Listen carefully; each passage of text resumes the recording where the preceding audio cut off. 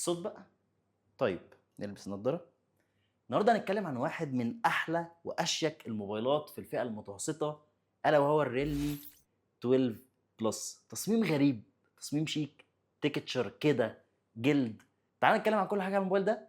بس اول حاجه اعمل لايك للفيديو حالا، وحشتوني جدا باذن الله راجعين، وتاكد ان انت عملت كومنت جميل زيك وبس كده. يلا بينا على الريفيو الكامله للريلمي 12 بلس.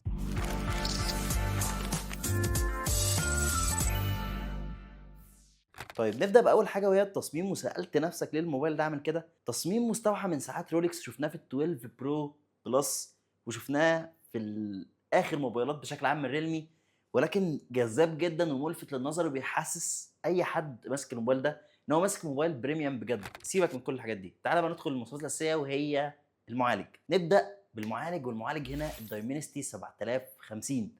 معالج حلو في الفئه المتوسطه، مش اقوى حاجه، في اقوى منه الصراحه بنفس الفئه السعريه، ولكن هو معالج حلو ومناسب للخلطه اللي موجوده في الموبايل ده، لان ده موبايل اصلا بيتارجت نفسه او بيرسم نفسه في السوق على انه حاجه كويسه جدا في الكاميرات، وبيتفوق على منافسينه في الفئه دي. لسه جاي لي النقطه دي قدام.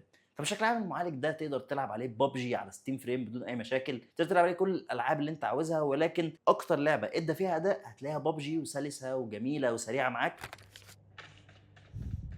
شغاله دلوقتي على ستيم فريم اهي.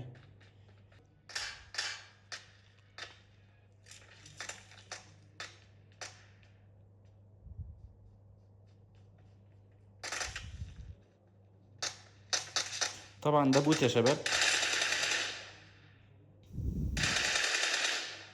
ده بوت، بس قلنا ايه؟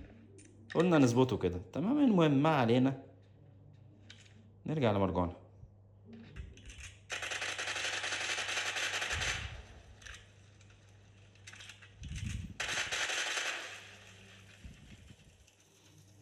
كفايه كده على تجربه الالعاب. المهم فبالنسبه للاداء مش هتعاني معاه، خصوصا النسخه دي ال 256 مع 8 جيجا رام، وكمان تقدر تعمل رام اكستنشن لحد 8 جيجا رام تانيين، فيبقى عندك 16 جيجا رام يعتبر. طيب يا علي، اكيد الموبايل ده شاشته مش حلوه. لا، الموبايل ده بيجي بشاشه اموليد بمساحه 6.67 انش، وطبعا بتردد 120 هرتز، تدعم محتوى ال HDR10 وكل الحاجات الجميله دي كلها، وسطوعها بيوصل ل 2000 نتس البيك بتاعته. فمواصفات جميله جدا، حتى الشاشه في استخدامها وفي مشاهده المحتوى عليها تجربه ممتعه. واللي بيعزز ده اكيد اكيد اكيد لازم تلاقي تجربه ستيريو. الا سفينه واحده اللي هي اقرب سفينه لتايتانيك اس كاليفورنيا، اللي في الوقت ده بالذات عامل اللاسلكي بتاعها كان نايم. العامل ده يا عزيزي قوانين الملاحه اتغيرت عشان فهتلاقي تجربه استخدام بشكل عام محترمه جدا في التصفح وفي الالعاب، تمام، ما فيهاش اي مشكله خالص. طيب بالنسبه للكاميرات بقى، واللي هي الكاميرا الاساسيه بالذات واللي فيها مثبت بصري من سوني، فعندك الموبايل ده بيه كاميرا اساسيه 50 ميجا بكسل، تصور صور جميله جدا بالنسبه للفئه السعريه دي، وبتفوق على المنافسين بتوعه كمان. اما العدسه الالترا وايد فهي 8 ميجا بكسل، بتقدم تجربه طبيعيه بالنسبه للفئه السعريه دي. وعندك عدسه ماكرو، وكمان الكاميرا الاماميه 16 ميجا بكسل. اللي هتلاحظه في الموبايل ده والمميز فعلا هي صور الكاميرا الاساسيه، بتطلع صور واضحه جميله، وحتى السيلفي مش وحشه، بالعكس كويسه ومقبوله جدا في الفئه السعريه دي، فتمام قوي. واخرك في الفيديو بالكاميرا الاماميه 1080 30 فريم، ولكن بالعدسه الخلفيه او بالكاميرا الخلفيه يعني اخرك 4K 30 فريم. ده فيديو بقى كده مع الثبات، تمام، مثبت البصري اللي موجود في الموبايل. طبعا بتحرك وايدي بتتهز، ولكن طبعا اخره 1080 60 فريم. هصور لكم فيديو بال 4K دلوقتي حالا وتشوفوا رايكم بقى، بس طبعا ما بيبقاش فيه اوبشن الثبات ده في ال 4K. ده كده اوبشن بجوده ال 4K. طبعا هتلاقي الايد بتتهز شويه عن الاول، بس اوبشن الثبات اكيد حلو في بعض الحالات. وطبعا اي مصور بقى هيبقى ايه، عارف يستخدم اني احسن في اني وقت. فبالنسبه لخلطه الكاميرات هنا، اي حد بيحب التصوير هيستمتع جدا بالموبايل ده. ولكن انت لو عايز تصور وتلعب على موبايل، فدايما بنقول لازم تكون البطاريه كبيره، والطبيعي والديفولت في كل الموبايلات دلوقتي البطاريه بتيجي 5000 ملي امبير، ولكن شاحن سريع هنا في العلبه اكيد 67 واط. وحتى بالنسبه للسوفت وير والتحديثات بشكل عام، فالموبايل بيجي بواجهه الريلمي الاحدث اليو اي 5، وكمان بيجي باندرويد 14. ده غير ان في حاجه ما قلناهاش، وهي ان البصمه استجابتها سريعه جدا وكويسه وموجوده تحت الشاشه، فانت بتاخد تجربه مميزه. ده غير ان هو ساب لك مدخل ال 3.5 مللي ما شالوش، فلا، تجربه معززه من جميع النواحي.